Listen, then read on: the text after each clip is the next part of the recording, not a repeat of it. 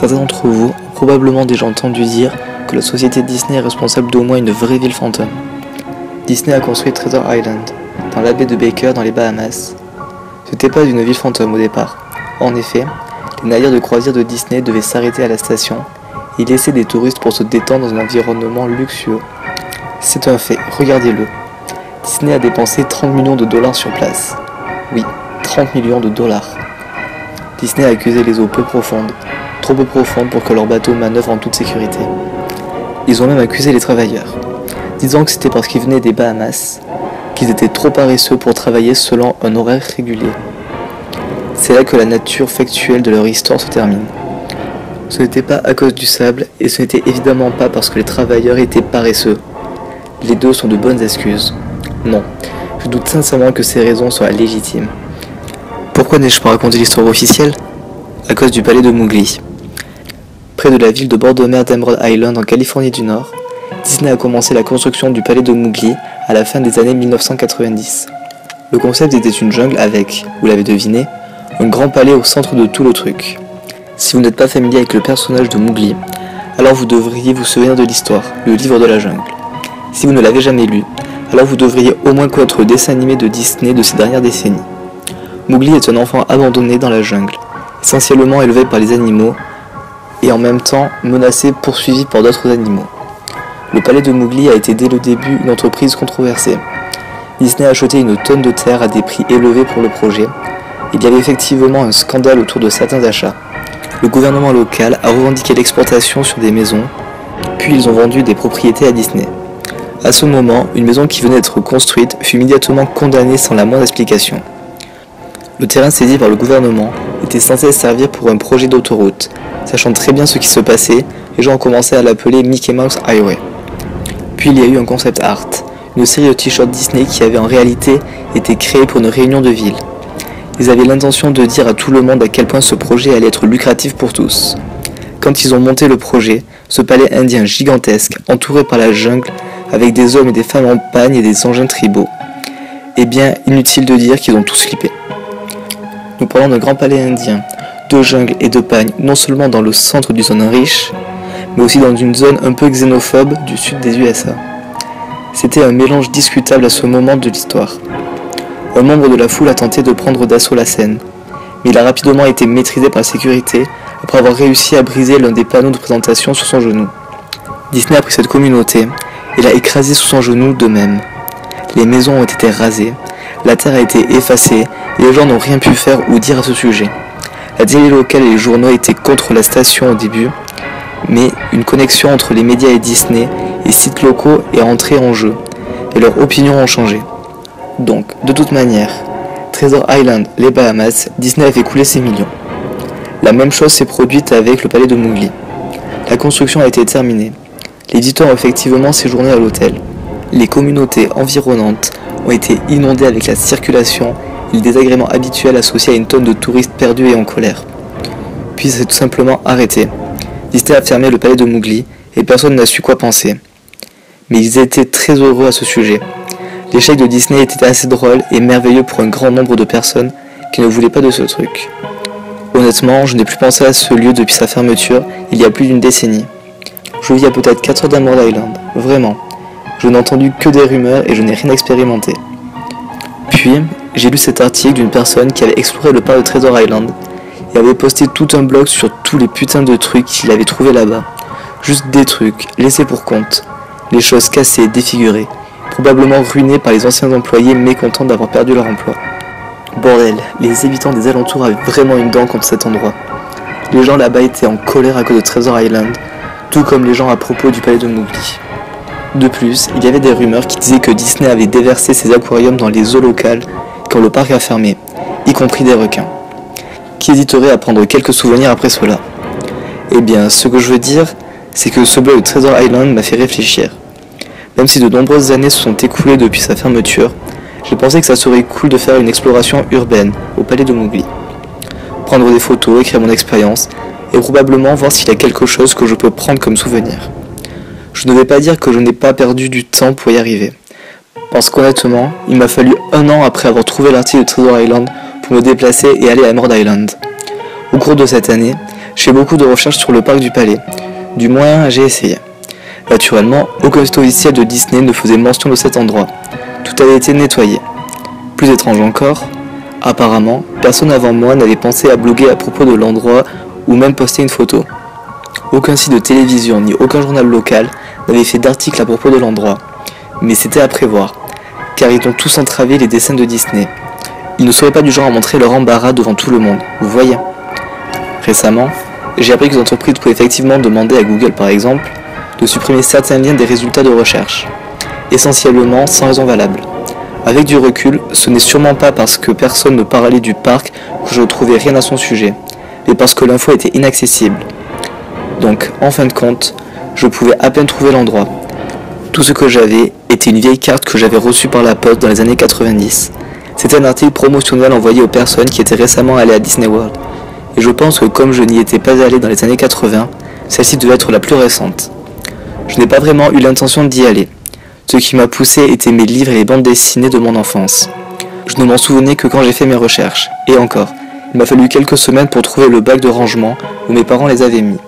Mais je l'ai trouvé! Les informations locales n'ont été d'aucun secours, car la plupart étaient des riverains qui avaient emménagé à la plage au cours des dernières années, ou d'anciens résidents qui se moquaient de moi et me faisaient des gestes vulgaires la deuxième fois où j'ai essayé de dire « Où puis-je trouver le palais de Mowgli ?» La carte m'a directement mené à un long couloir. Les plantes tropicales avaient envahi la zone, mélangées avec des espèces de la flore locale qui actuellement appartenaient à cet endroit et avaient tenté de reprendre leurs droits. J'étais en admiration quand je suis arrivé au portail d'entrée du parc. D'énormes portes en bois monolithique, dont les supports de chaque côté étaient comme s'ils avaient été coupés dans des séquoias géants. La porte elle-même était creusée à plusieurs endroits par des insectes. Sur la porte, il y avait une feuille de métal, sûrement un débris, avec des lettres peintes à la main, griffonnées en noir. Abandonné par Disney. Il était clair que certains employés voulaient faire une petite protestation. Les portes étaient suffisamment ouvertes pour y rentrer, mais pas en voiture. J'ai donc pris mon appareil photo numérique et la carte, dont le verso montrait un plan du parc, et je me mis en chemin à pied. Le terrain à l'intérieur était tout aussi envahi que la porte d'entrée. Les palmiers étaient en friche et en lambeaux, entre les piles de leurs noix de coco. Les bananiers étaient dans le même cas, dans leurs déchets puants. Il y avait cette sorte de conflit entre l'ordre et le chaos, comme les rangées de fleurs soigneusement plantées et mélangées aux mauvaises herbes, hautes et désagréables, et aux champignons noirs puants. Tout ce qui restait des structures extérieures avait été brisé, où il n'en restait que du bois pourrissant et des objets calcinés non identifiables. Ce qui avait sans doute été un bureau d'information ou un bar en plein air n'était plus qu'un tas de débris de toutes sortes dispersés par les vandales et ravagés par le temps. La chose la plus intéressante sur le terrain était la statue de Baloo, l'ours amical du livre de la jungle, qui se trouvait dans une sorte de cour en face du bâtiment principal. Il était figé, regardant le vide dans un stupide sourire à pleines dents, sa fourrure recouverte de merde d'oiseaux et du lierre autour de son socle. Je me suis rapproché du bâtiment principal, le palais, pour découvrir l'extérieur du bâtiment, couvert de graffitis, là où la peinture d'origine n'avait pas été pelée et rongée. Les portes d'entrée n'étaient pas seulement ouvertes, elles avaient été retirées de leurs gonds et avaient été volées. Au-dessus des portes d'entrée, quelqu'un avait encore une fois abandonné par Disney. Je souhaiterais pouvoir vous parler de tous les trucs super que j'ai vus à l'intérieur du palais. Statues oubliées, caisses enregistreuses abandonnées, une société secrète à part entière de clochards sans abri. Mais non. L'intérieur du bâtiment était si frappant, si vide. Je suis sûr que les gens avaient volé les ornements des murs. Tout ce qui était trop gros pour être volé, compteurs, bureaux, faux arbres géants, était laissé au milieu de cette pièce vide qui amplifiait chacun de mes pas. J'ai vérifié le sol et je me suis dirigé dans tous les endroits qui pouvaient sembler intéressants. La cuisine était comme vous l'imaginez, une usine de nourriture industrielle avec des appareils dans tous les coins. Pas de frais épargnés. Chaque surface de verre était brisée, chaque porte hors de ses gonds, chaque surface métallique bosselée. L'endroit tout entier sentait comme une très vieille pisse.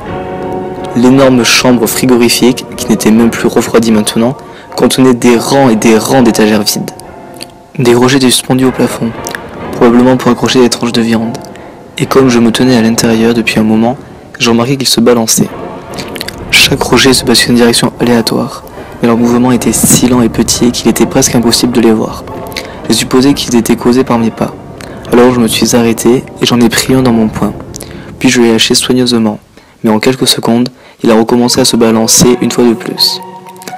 Les salles de bain étaient dans le même état que le reste de l'endroit, tout comme le parc de Treasure Island. Quelqu'un avait cassé méthodiquement chacune des commodes de porcelaine avec des noix de coco et d'autres objets. Il y avait un demi-pouce d'eau puante sur le plancher, donc je n'y suis pas resté longtemps. Ce qui est étrange, c'est que les toilettes et les lavabos, et les pieds dans la chambre des dames, oui, j'y suis allé là-bas, étaient tous mouillés, ou coulaient librement. Il me semblait pourtant qu'ils avaient dû fermer les robinets il y a très longtemps. Il y a beaucoup de chambres dans le parc. Naturellement, je n'ai pas eu le temps de toutes les regarder. Le peu que j'ai vu était toutes pareilles, inondées, et je ne m'attendais pas à trouver quelque chose là-bas. En fin de compte, j'ai pensé qu'il devait y avoir une télé ou une radio dans une des chambres, quand il m'a semblé avoir entendu une légère conversation à l'intérieur.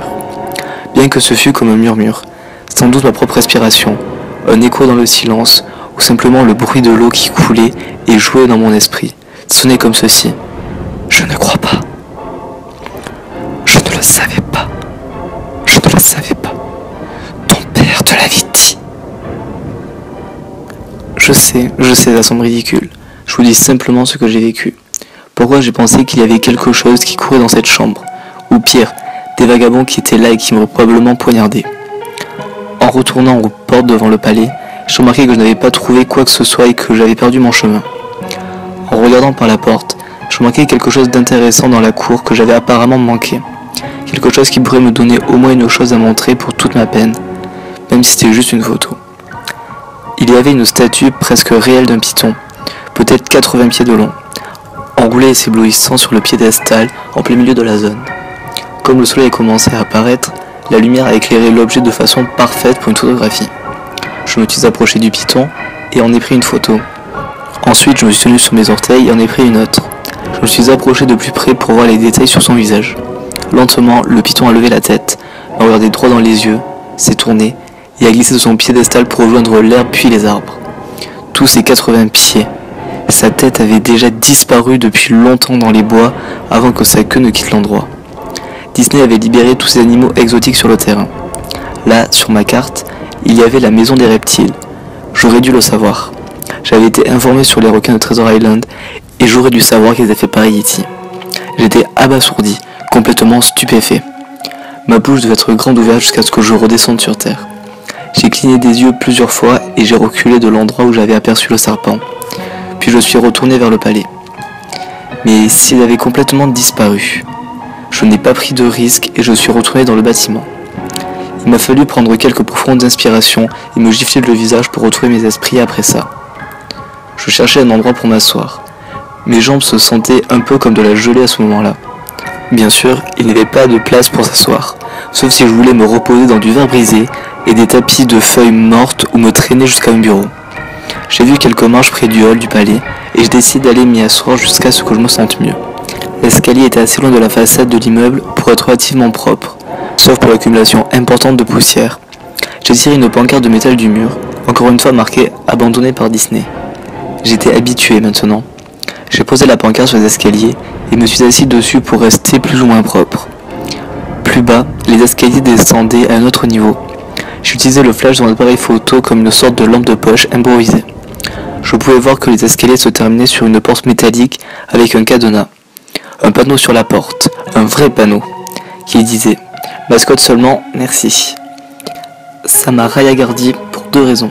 D'une, une pièce seulement pour les mascottes aurait sûrement dû être une chose intéressante. De deux, le cadenas était toujours en place. Personne n'était venu là. Pas de vandales ni de pillards. Personne. C'était le seul endroit que je pouvais explorer et peut-être trouver quelque chose d'intéressant à photographier sans vol. J'étais venu au palais essentiellement car rien ne m'interdisait de prendre ce que je voulais. Parce que... abandonné. Il a fallu beaucoup de force pour briser le verrou. Eh bien en fait c'est faux. Il ne m'en a pas fallu beaucoup pour briser la plaque de métal sur le mur où le cadenas était accroché. Le temps et la décomposition avaient fait la moitié du travail pour moi. J'étais capable de finalement plier la plaque de métal pour en tirer les vis du mur. Quelque chose à quoi personne n'avait pensé ou n'avait pas été en mesure de faire à l'époque. La zone des mascottes était un changement surprenant et très bienvenu par rapport à ce que j'avais vu. D'une part, toutes les 2 ou 3 secondes, des lumières fluorescentes s'illuminaient, même si elles clignotaient et s'éteignaient au hasard. En outre, rien n'avait été volé ou cassé, même si le temps avait vraiment fait des ravages. Les tables avaient des blocs-notes et des stylos, il y avait des horloges. Même une petite cloque sur le mur, complètement remplie de cartes. Les chaises étaient dispersées autour, il y avait même des petites salles de repos, avec une vieille télévision pleine de parasites et plein d'aliments pourris et de boissons sur les compteurs. C'était comme dans ces films apocalyptiques, où tout était laissé en l'état après l'évacuation. Comme je marchais dans les couloirs labyrinthiques de la zone des mascottes, l'endroit devenait de plus en plus intéressant. En allant plus loin, les bureaux et tables avaient été renversés. Les documents dispersés étaient presque fusionnés avec le sol humide, et un grand tapis miteux rattrapait lentement le revêtement cramoisi du sol. Tout était visqueux, tout le bois s'était désintégré en une bouillie quand je me suis approché, même en utilisant le moins de force possible. Des vêtements étaient suspendus à des crochets dans l'une des chambres. Ils seraient tombés en lambeaux si j'avais essayé de les décrocher. Une chose qui m'ennuyait, c'est que la lumière se faisait de plus en plus rare, à mesure que je descendais dans les profondeurs humides, suffocantes de l'endroit. Finalement, je suis arrivé à une porte rayée de noir et de jaune, avec les mots « Préparation des personnages 1 ». Peint au pochoir. Dans un premier temps, la porte n'a pas voulu s'ouvrir. Je supposais que c'était là qu'ils gardaient les costumes, et je voulais absolument une photo de ce désordre puant tordu. J'ai essayé comme je pouvais. Peu importe sous quel angle ou par quel moyen je m'y prenais, la porte ne voulait pas bouger. À l'intérieur, la chambre était complètement sombre, noire comme de la poix. J'ai utilisé le flash de l'appareil pour trouver un interrupteur dans la paroi près de la porte, mais il n'y avait rien. Comme je faisais ma recherche, j'ai été tiré de mon excitation par un fort buzz électrique. Une rangée de lumières s'est soudainement allumée, vacillante et clignotante. Il a fallu une seconde à mes yeux pour s'adapter. Il semblait que la lumière devenait de plus en plus forte, peut-être jusqu'à ce que toutes les ampoules explosent. Mais au moment même où j'ai pensé qu'elle pourrait arriver à cet état critique, les lumières se sont obscurcies. La pièce était comme je l'avais imaginé. Divers costumes de Disney étaient suspendus au mur, tous les uns à côté des autres, comme d'étranges cadavres de cartoon pendant par des cordes invisibles. Il y avait des bacs entiers de pagnes et de vêtements indigènes sur des cintres vers l'arrière. Ce que j'ai trouvé étrange, et ce que je voulais photographier tout de suite, c'était un costume de Mickey Mouse au centre de la pièce. Contrairement aux autres costumes, il était couché sur le dos comme une victime assassinée. La fourrure sur le costume était pourrie et mitée, ce qui formait des trous. Ce qui était encore plus étrange, cependant, c'était la coloration du costume. C'était comme une photographie négative du vrai Mickey Mouse. Noir à l'endroit où il devait être blanc, et blanc là où il devait être noir. Ses vêtements rouges étaient bleu clair. La vue était assez rebutante, pour que je finisse par photographier la chose. J'ai pris une photo des costumes accrochés au mur, des angles du haut vers le bas et vers le côté pour montrer une rangée entière de visages de dessins animés sans vie, putrides. Certains avaient perdu leurs yeux en plastique. Alors, j'ai essayé de faire une mise en scène, juste la tête d'un personnage sur le sol lisse et crasseux. J'ai ensuite cherché la tête d'un costume de Donald Duck et l'ai soigneusement enlevé pour que la chose ne tombe pas en morceaux dans mes mains. Comme je regardais dans les yeux du masque moisi, un bruit métallique me fit sursauter d'effroi. J'ai regardé à mes pieds et là, entre mes chaussures, il y avait un crâne humain. Il est tombé de la tête du costume et s'était brisé en morceaux. Seul le visage vide et la mâchoire inférieure étaient restés, fixés sur moi. J'ai laissé tomber la tête de canard, comme vous en doutiez, et je suis allé jusqu'à la porte. Vu que je regardais la porte, j'ai regardé en arrière le crâne au sol. J'ai dû prendre une photo de lui, vous savez ? J'ai dû pour toutes sortes de raisons qui peuvent sembler idiotes, mais seulement si vous n'y réfléchissez pas. J'avais besoin de preuves de ce qui s'était passé, surtout si Disney comptait le faire disparaître. Je n'avais aucun doute dans mon esprit dès le début. Même si c'était juste une sale négligence, Disney était responsable de cela. C'est alors que Mickey, comme une photo négative, le Mickey au milieu du sol a commencé à se lever. Le costume de Mickey Mouse, ou celui qui était à l'intérieur, s'est d'abord assis. Puis il a commencé à monter sur ses pieds. Il était au centre de la pièce, son faux visage me regardant fixement. J'ai simplement pu marmonner non, et encore et encore. Les mains tremblantes, le cœur battant violemment et les jambes claquantes, j'ai réussi à prendre l'appareil photo et à le diriger vers la créature en face de moi. L'écran de l'appareil numérique affichait seulement des pixels morts dans la forme de la chose. C'était une silhouette parfaite du costume de Mickey Mouse. Pendant que l'appareil photo bougeait dans mes mains tremblantes, les pixels morts se déplaçaient, barrant l'écran. Le contour de Mickey s'était déplacé. Et puis, l'appareil photo est mort, allant du vide au calme et s'est cassé. J'ai levé mes yeux une fois de plus vers le costume de Mickey Mouse. « Hey !» dit-il d'une manière étouffée, pervertie, et parfaitement comme la voix de Mickey Mouse. « Tu veux voir ma tête qui se détache ?» Il a commencé à tirer sur sa propre tête, la faisant craquer, ses mains gantées autour de son cou, se griffant avec des mouvements impatients, similaires à ceux d'un homme essayant de se libérer ou d'échapper aux mâchoires d'un prédateur. Tu les as plantés autour de son cou. Tellement de sang, du sang tellement épais et jaune. Je me suis alors retourné alors que j'entendais la chair se déchirer avec un bruit écœurant. Je voulais seulement m'en éloigner. Au-dessus de la porte de cette pièce, j'ai vu le message final, fait dans du métal avec des os ou des ongles, abandonné par Dieu. Je n'ai jamais obtenu les photos de l'appareil. Je n'ai jamais écrit de blog à ce sujet. Après ça, j'ai couru hors de cet endroit. J'ai fui pour ma santé mentale, pour ma vie. Je savais pourquoi Disney ne voulait pas qu'on en parle. Il ne voulait pas qu'un type comme moi y entre. Il ne voulait pas qu'un truc comme ça en sorte.